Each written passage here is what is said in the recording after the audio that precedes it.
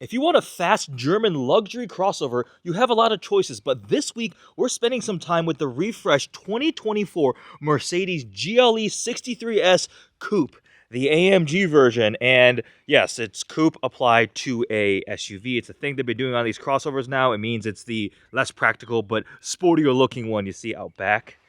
Man, this cardinal red metallic paint is looking quite nice in the sun. Let's see what a cold start sounds like. Let me see if I change the drive modes if it gets louder sitting. Oh yeah. Exhaust valves open up. Still not over the top. That 4-liter twin turbo V8. Oh man, look at this paint. Cardinal red metallic. Very, very nice.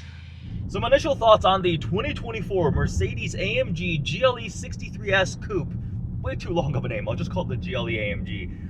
It definitely fulfills sporty nature. It's got pretty aggressively bolstered seats here. We've got a nice new steering wheel. I like the size and girth of the steering wheel. A lot of controls on it. The other big impression I have is there is a lot of tech. The learning curve for this car is going to be quite steep. Unless you've been spending a lot of time in modern Mercedes vehicles, there's a lot to figure out, even if you have had a previous generation. The last new Mercedes I was driving was a GLS 580, and I definitely struggled with the tech a little bit. I remember just, like with the new S-Class, I was just resorting to using the voice assistant system, the Hey Mercedes, and, oh, it's gonna perk up, isn't it? Oh no, it didn't hear me. Okay, we're all good. But yeah, so it's definitely quick. Definitely quick.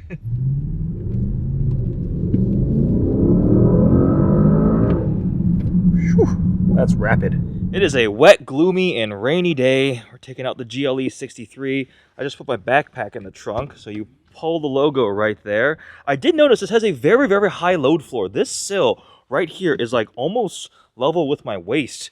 So if you need to get stuff in there, it may be a little challenge if you're not super tall.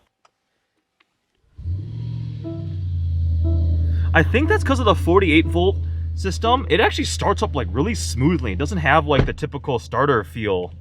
As we wait for things to come to temperature, take a look at the left and right sides of the screen. You see torque on the left, horsepower on the right, 627 pound-feet of torque, 603 horsepower. So the 4-liter biturbo V8 makes the same power as the outgoing GLE63S. This is just a mid-cycle refresh, so the powertrain is the same. All-wheel drive 4MATIC. We have the 9-speed multi-clutch transmission. So the GLE63 has active anti-roll bars, and it is pretty astonishing how well that resists body roll when you're just going through turns. It is a pretty awesome piece of tech. It just like keeps the car level and firm, but not in like a bad way. Not firm as in like uncomfortable ride, just like it stays. It's really, really cool. All right, coffee obtained. And this actually has heated and cooled cup holders. You see that button right there? You press it once, blue, that's cooled. Press it again, red, that's heated, but you can't pick between the two, so it's either heated or cooled. And I have a hot drink and a cold drink, but I guess it's more important keeping the girlfriend's drink cold, so cold it is. And right there we have the full SUV version of the GLE63S. You know, I've always kind of struggled with the coupe nomenclature on an SUV or a four-door, right? And it's not just Mercedes has done it, BMW's done it, Porsche's done it. It's this thing now in the industry, and I was talking to a friend about what is worse, coupe being applied to a 4-door SUV crossover, or Porsche using turbo for an electric Taycan, right? So comment below, which one of those is a bigger travesty? Approaching out of office garage. Look at that. Especially cool because I'm driving an AMG this week. Take a look at this. Out of office garage with the race car on display. That is properly cool.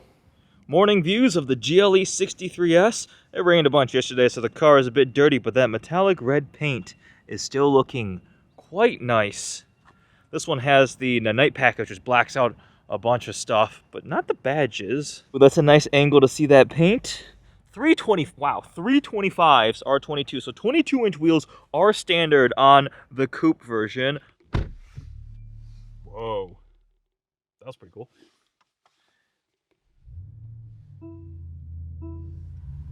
Alrighty, we're in Sport Plus.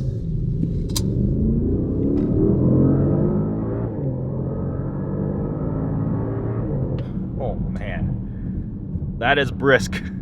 So we've got some time this morning, a couple errands to run, but we're gonna go stop by New Layer Customs in Troy, Michigan. My friend's PPF shop. They actually did my Corvette Z06, but they actually moved to a new shop, but I never visited them because I shipped the car from Bowling Green when I took delivery up to Michigan, and I lived in Chicago, and then it got shipped straight out to California. So I never saw the car up here.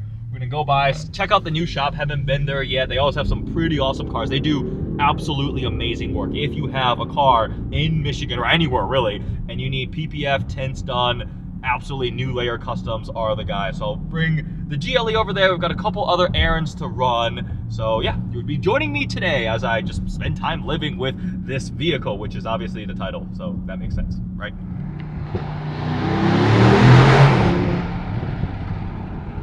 It makes a good noise, this nice rumble, and I get occasional pops from the exhaust, but it still seems rather subdued. Like an F-Pace SVR seems way louder. Escalade V is another order of magnitude louder. So I don't know if it's regulation or Mercedes just wanted to make this a little more, I don't know, professional, civilized, refined type of thing. It doesn't like rumble, or it's not as over the top as I would expect of like AMGs of old. So it seems like maybe AMG grew up a little bit.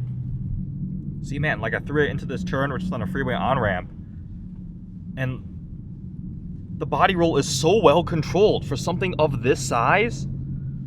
It's crazy, even if I just do like sudden steering inputs. Wow. Come on, people. You can merge on the freeway at faster than 45 miles an hour. Ugh.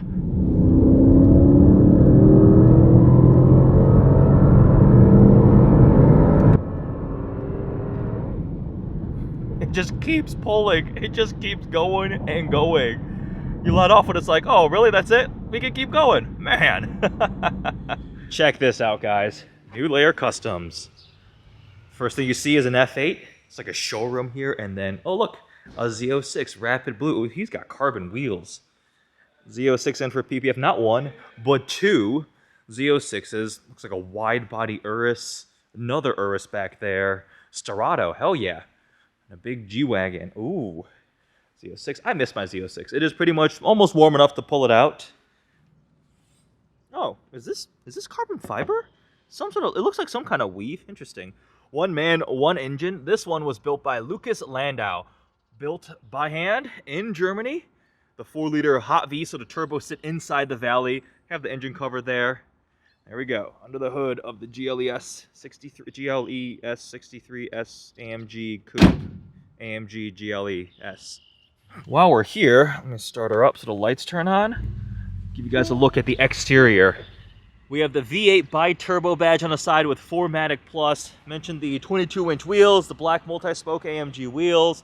And up front, they updated the headlights, the DRLs here. So it's got like these 4 points, which did initially remind me that's kind of Porsche's thing, where they have the 4 little points, but it's a very differently styled thing. They're like angled dashes here, full LED everything. We have the Pan Americana grille, which is the vertical slats here, and they hide the sensors underneath this Mercedes logo. This Mercedes logo is huge, like my hand watch for scale. Like, it is absolutely massive. All the driver assistance sensors are hidden back there. The AMG badge is pretty cool to see there on the hood.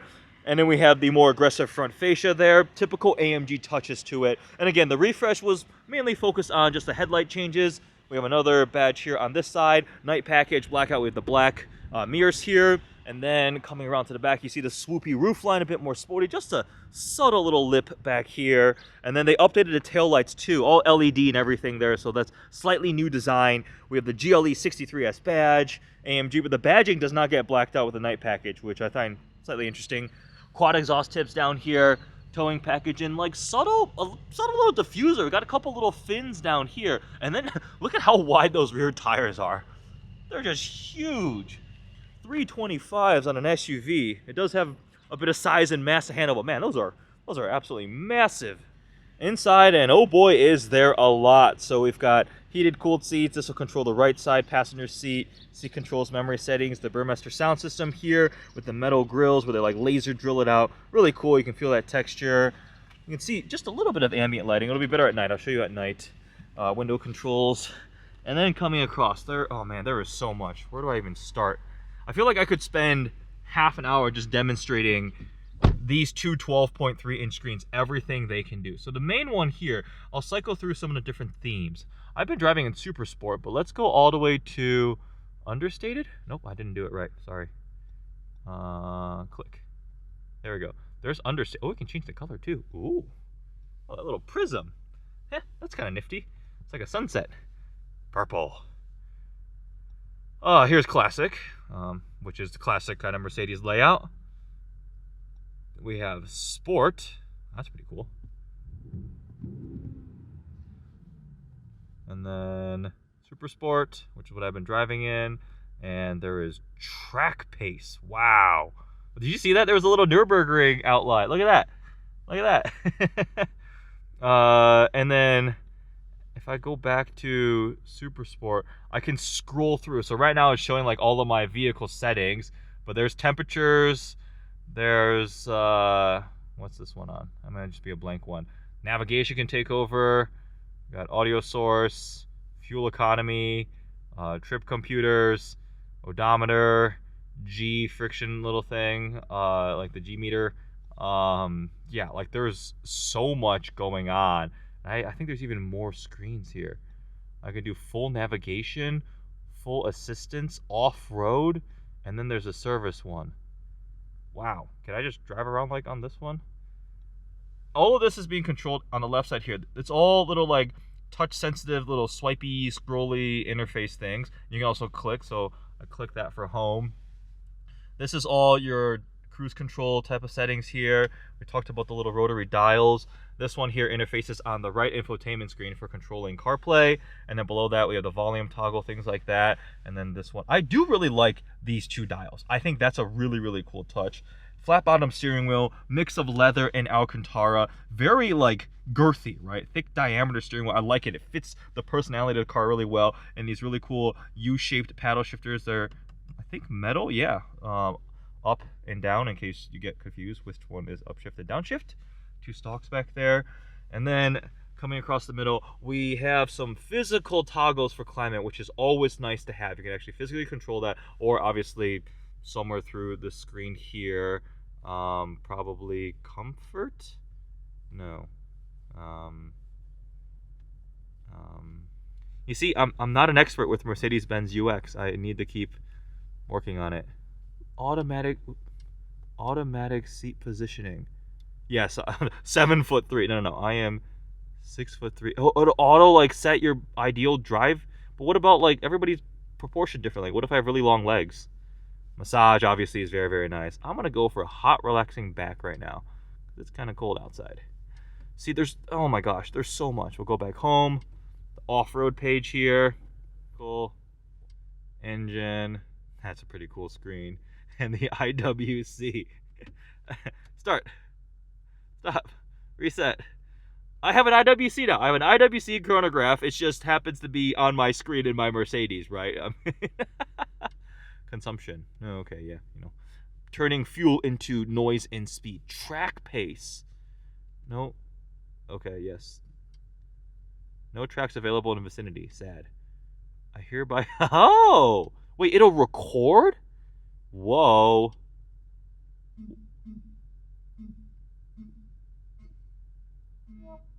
Look at that. My reaction time. And stop. Telemetry, built-in telemetry too. Wow. Brake pedal force, accelerator. Man, there is so much in this. CarPlay, obviously. With the wireless phone charger down here, this will close. It's just plastic, glossy black, piano black plastic. I think you can get these in wood now. There's like this really cool like brown leather and wood interior combo. Touchpad here, and then more quick buttons. This will pull up the cameras, which is convenient. We have the 360 overhead view. Can I pan this around? Ooh, that's pretty cool too. Yeah, all these new cars have these 360 view render things, which are nifty. The air suspension can go up to 2.2 miles additional ride height, and it can drop like 2.2 miles. Doesn't even make any sense, Eddie. 2.2 inches? Which unit is it? It can't be millimeters. I think it's 2.2 inches. Can't meters. The air suspension will rise up and go down. I'm setting it to the max height, so let's see what it looks like outside. And then we have a pretty spacious center console bin here. It's got like the double barn doors. You press that button, it opens up. Materials are definitely nice. We got the quilted Napa leather, AMG logo there. It's got suede, pretty comfortable headrest. Let's take a look. Oh yeah, definitely much more ground clearance. Lifted mode. So this is off-road mode in the GLE63. Okay, yeah, that actually does look a decent amount. I'm just sitting here discovering more and more things. So if I go to settings select, I can change what the screen and the button on the actual little dial on the left does. So if I want to set it to exhaust system, that updates live. Transmission, suspension, like, wow, I could say auto stop start, don't want that. Can I change the, oh yeah, I can change this one too. Oh, that's so cool. Well, I did find the transparent hood thing. Take a look at this. You can see where the wheel positioning is as it's live updating. So if I were just to go into a parking spot. That's pretty cool. It does smell nice in here, doesn't it? It smells really good. It's got like the air perfume system in it. Is it like a rose scent? Oh, no, you tell me. You probably know better than me. I just think it smells sweet. Good. I just don't know. I want to show you the puddle lamps on the GLE. So you go ahead and unlock it. You see the DRLs wake up. And take a look on the side. It starts off with the Mercedes logo projected here. But then when you go ahead and open the door, it fades into the AMG logo and it's animated. Look at that. That's pretty cool. That is definitely a cool touch. I do have a window sticker here. So it's a 24 AMG GLE63S Coupe. Base price now is $129.50. So that went up by quite a few $1,000s. I think the pre-refresh one was like in the low 120 or maybe 120-ish. We have the Cardinal Red Metallic, which is a $1,750 paint. The AMG Black Exclusive Napa Leather with diamond stitching is $250.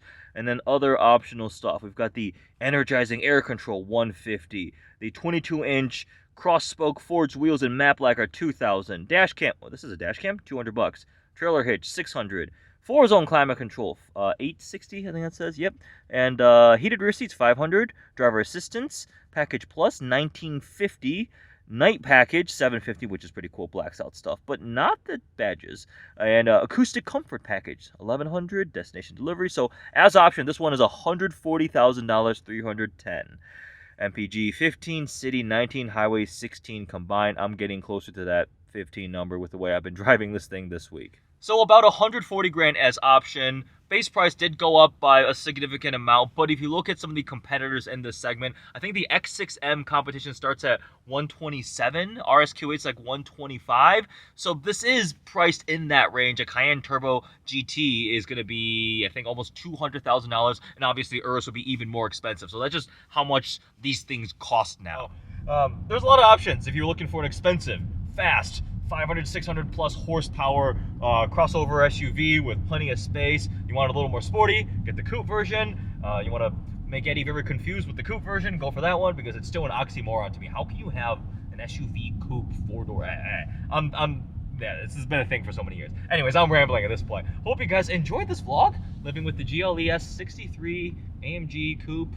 I still haven't gotten the name right after this whole week. Yeah, thanks for watching.